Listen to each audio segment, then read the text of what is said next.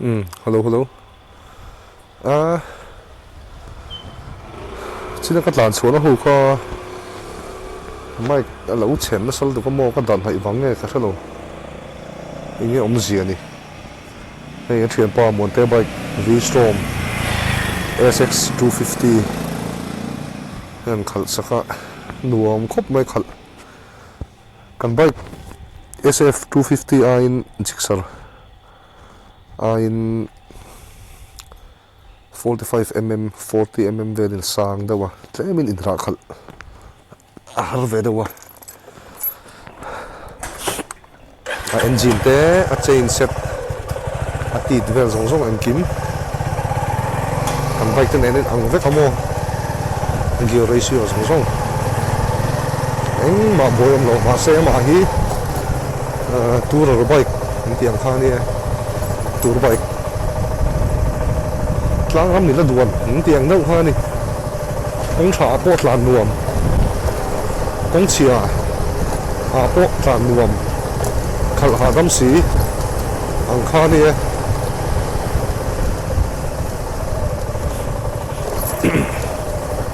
ba tlan su pui ve la a ma ka lo record to sa kha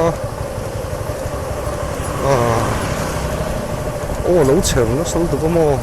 noise khá tama ô chú lạc hú mà sẽ là vẫn thiền pa rồi man mai cái là buổi sau tụi cái lâu tỷ thuyền khác lâu địch đồn đi mai cái helmet chung à cái đó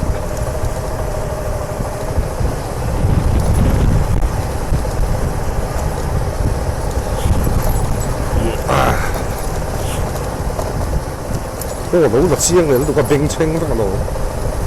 nhìn nó thật là trơn quá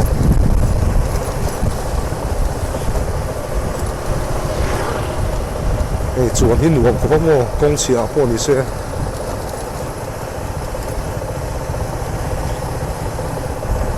a wheelbase is out of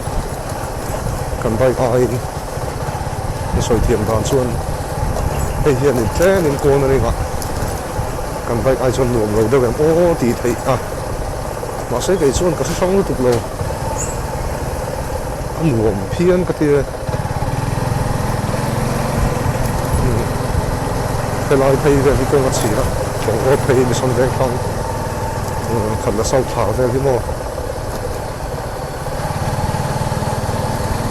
en chin nan hong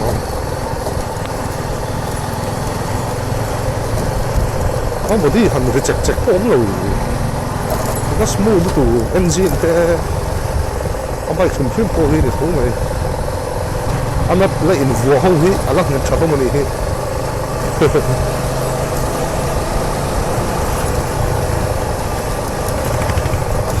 hình trang lùn xí rồi không nuông xí về lá họ đâm đâu ạ hình trang chỗ bây giờ cũng về khúc mày thì hiện những cái hồ á đang nằm rồi ta cái trang sâu mà ăn ven con sâu á mo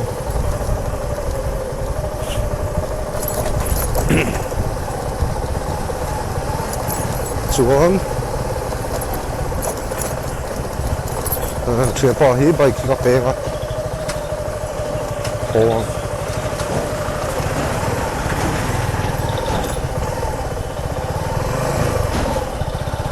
anh này tụi pa cái thuyền pa ko hi bike unuk deuh mai ni a ko rei pe nge mo o a hi lian ve bur si mo a bike hi kan bike ain ke zi rear velin a riting ka ria unloaded weight hi 167 ani takin ka ria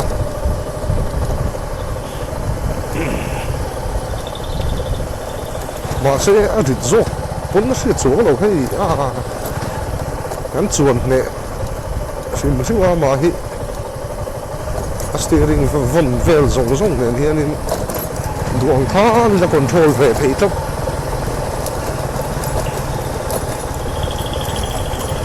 bike tha tak ani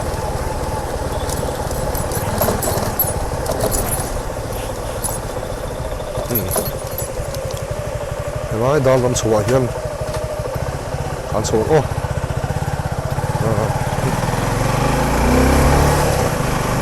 công sạ thằng con này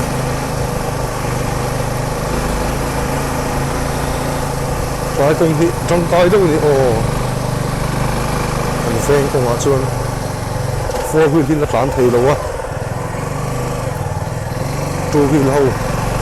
riêng cả là thấy cho này rủi về nó lúc dễ này lao phơi hậu ngon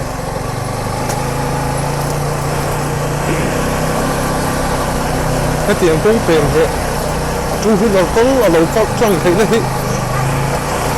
thật về đó đâu chứ mà tôi cũng tùy ba ngày mà tôi cái này nó vẫn còn xuống nó hạ nhưng mà chắc là thì kiếm về đi chứ tôi chú này trong cái đó four wheel tán thấy đâu con thì sẽ two wheel tán tán thấy cho nên trong cái em này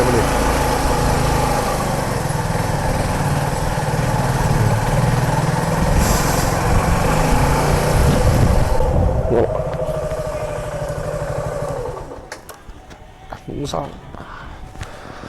thật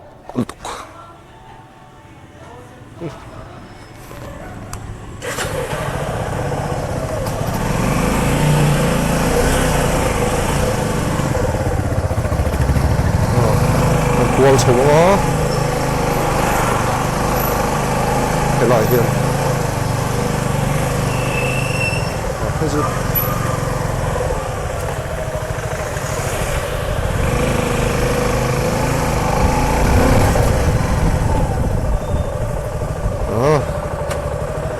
anh bảo ô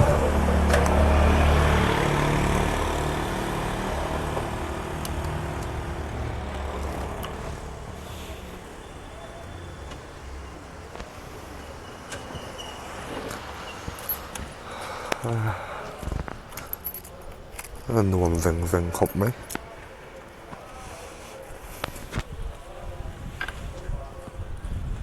anh chuyển qua thì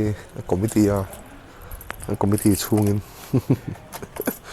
lâu bắt làm sửa sắc này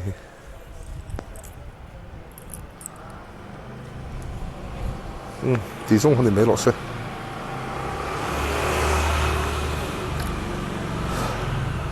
tỷ重肯定没落实哦，那我 view 些嘞。